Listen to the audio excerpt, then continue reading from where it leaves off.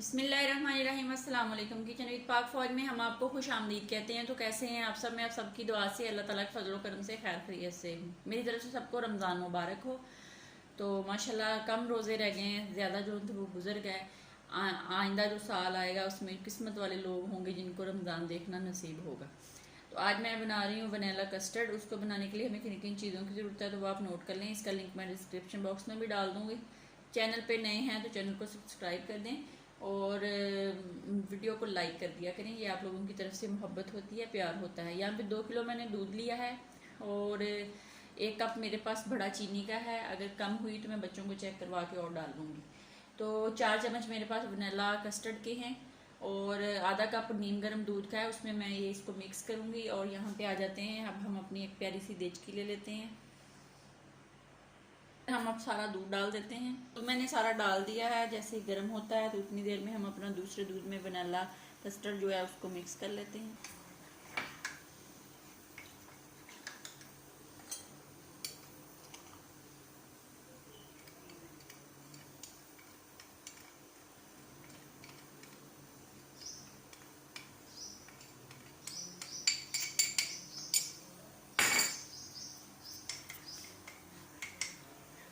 दूध हमारा गर्म जो हो गया है, अब हम इसमें थोड़ा थोड़ा करके ये वाला जो हमने लिक्विड सा बनाया हुआ ये इसके अंदर डालते हैं और बराबर हिलाएंगे ताकि इसके अंदर लम्स ना बन जाए। बिस्मिल्लाहिर्रहमानिर्रहीम।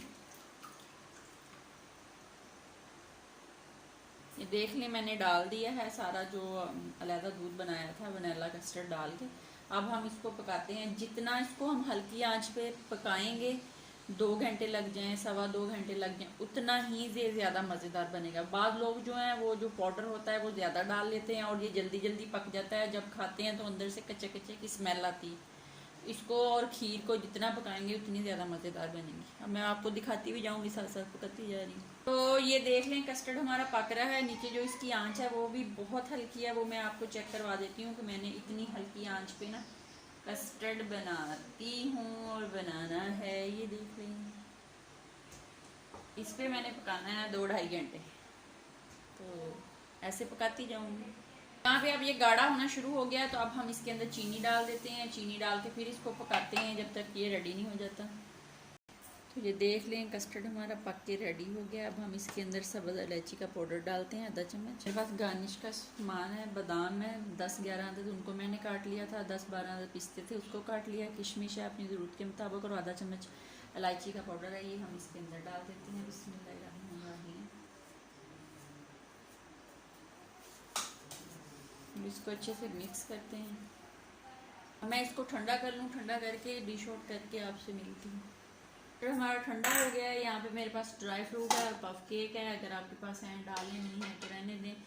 यहाँ पे पहले मैं जो केक है उनकी तय लगाऊंगी, इस तरह लेयर लगा दूँ। अब हम इसके ऊपर कस्टर्ड डालेंगे। बिस्मिल्लाहिर्रहमानिर्रहीम। इस तरह डाल लूँ। अब हम इसके ऊपर जो ड्राई फ्रूट है वो डालेंगे, किशमिश डालेंगे थोड़ी सी,